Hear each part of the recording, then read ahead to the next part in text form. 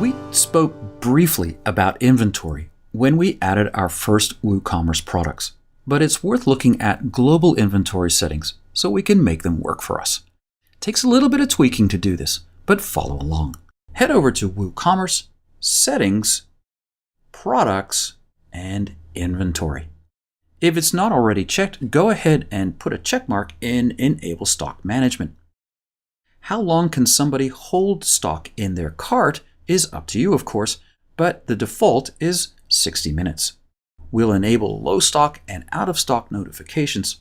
Out of the box, the default low stock threshold is 2 and the out of stock threshold is 0, of course. WooCommerce will automatically send you an email when you're low in stock so you can reorder and not run out. That's a very useful notification. For most stores, it takes several days to get resupplied from a supplier. It can take months to get resupplied from the manufacturer. So you'll want to pay attention to this and change that to what makes sense for your store. So I'm going to change this to 35 simply because it takes a long time to get t-shirts printed. Now, of course, we need to set that up in our products.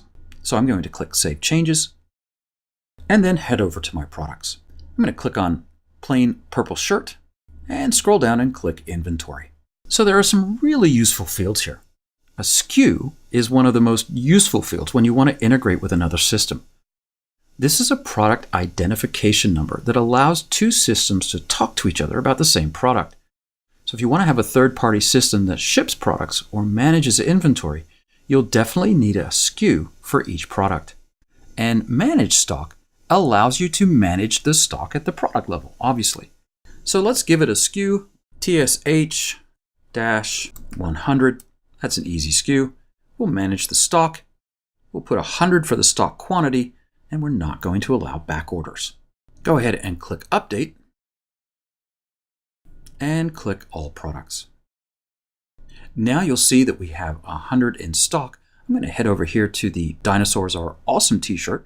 I'm going to quickly click Edit here. And once again, we go to Inventory, TSH-200. We'll manage the stock at the product level. And let's say we only have 10 in stock of this one and click Update. And click back over on Products again. And you'll see that we have only 10 in stock here.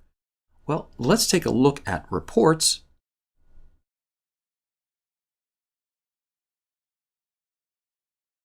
So head over to WooCommerce and Reports, and now we have a stock report that is going to show us what is low in stock, what is out of stock, and what is most stocked. And that's really helpful.